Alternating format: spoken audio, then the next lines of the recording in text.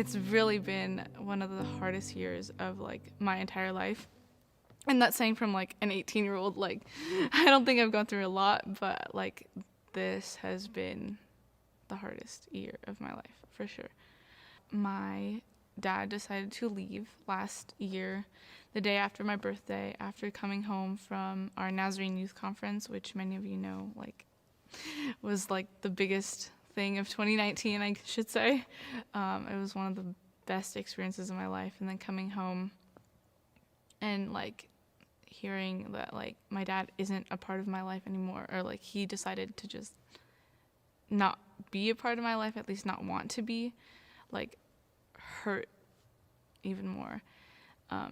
Because after coming from such a high and then going home to such a low, it was a blow. It was a lot to take in. And I would distract myself with being around other people, being around my friends, being outside, taking walks, and going to the mall, and getting food with my friends, and being able to be outside. But that just stopped. Like, it was immediate, just shut down. And there was no like, oh, it might be a couple weeks, but then it just kept being a couple weeks, a couple months. And we're now in December, and we're still going through all of this. The transition between high school and college was not something I expected at all. I was doing a lot of different things, and then leaving all of that during a worldwide pandemic, dealing with school being online was really, really hard. I attend Point Loma Nazarene University, which is really great, and I'm super honored to be a part of the school and attend. As soon as I reached that day of like moving in, I like became free. I was like my own person. And then that Monday, like after the weekend passed, on Monday my friend tested positive for COVID. We were in shock. Like we were in isolation for a week, and during that isolation period, I didn't want to do work. I didn't want to be around anyone, and I couldn't be around anyone. So that was even harder, because I wanted to reach out to people, but I couldn't because I was stuck in my little Clausen dorm for hours on end and only being able to go to the bathroom and shower. My mom actually went to Point Loma, and so her idea of college was completely different than what I ever experienced.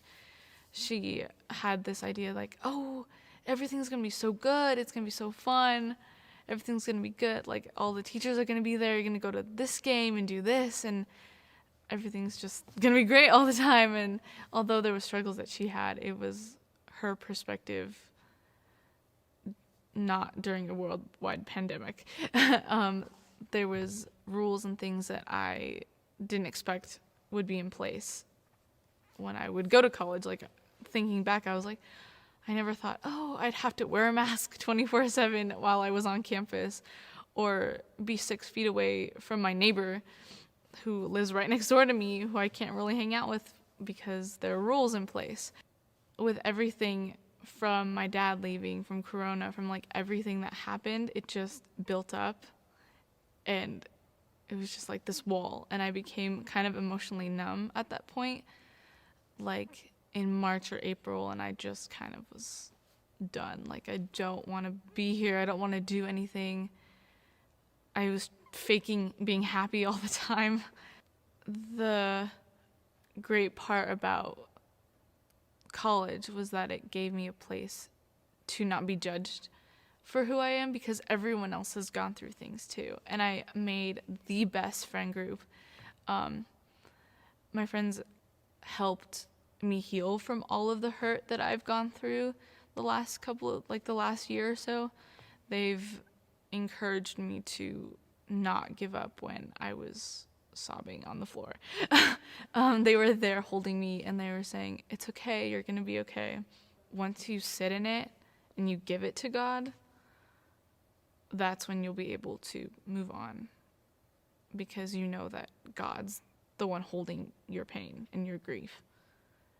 And despite that grief, he's gonna listen to you. He's not gonna judge you.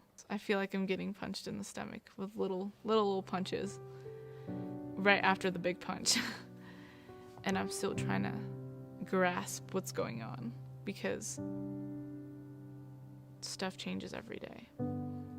And it hurts, but I know that God's faithful through everything that I've been going through, and He delivers His promises when the time is right.